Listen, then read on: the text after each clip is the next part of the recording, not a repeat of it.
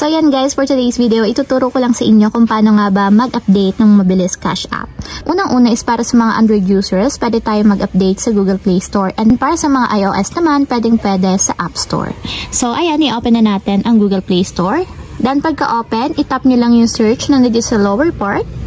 And dito, pwede na natin i-search yung Mabilis Cash app. So piliin lang natin yung Mabilis Cash. So kung hindi pa updated yung inyong application sa Mabilis Cash, ganito yung lalabas. So ang lalabas dito is update. Pero kung updated na yung inyong application, open na lang yung lalabas. So para ma-update, tap na natin yung update. And wait natin hanggang sa matapos ma-install.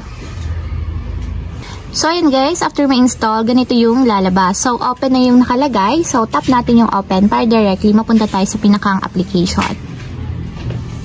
And ayan guys, kung mapapansin nyo, updated na yung ating Mabilis Cash app and may dinagdag na bagong features dito sa ating account.